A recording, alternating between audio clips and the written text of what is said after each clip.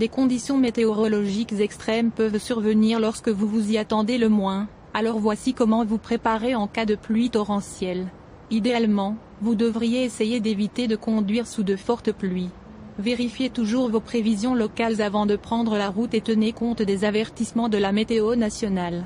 Service. Mais si vous devez voyager sous une averse, voici quelques conseils de conduite. Ralentir pour gagner plus de contrôle et de temps pour réagir aux routes glissantes et à la visibilité limitée.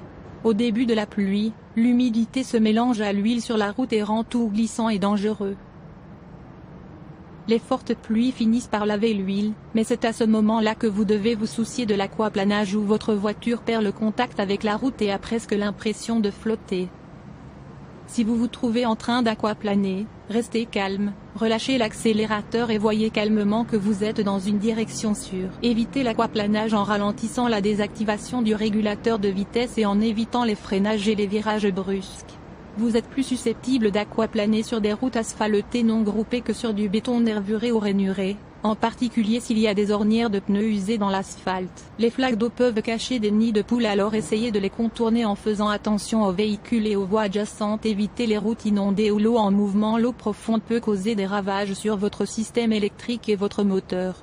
Un pied d'eau peut faire flotter certains véhicules et 2 pieds d'eau peuvent balayer des véhicules, y compris des VUS et des camionnettes. Avec de fortes pluies, le ciel est sombre. Alors allumez vos phares mais n'utilisez pas vos feux de route car la lumière supplémentaire se réfractant contre les gouttelettes peut potentiellement vous distraire ou d'autres lecteurs. Allumez vos dégivreurs pour réduire le brouillard et réglez votre climatiseur ou votre chauffage sur le réglage d'air frais au lieu de recirculer.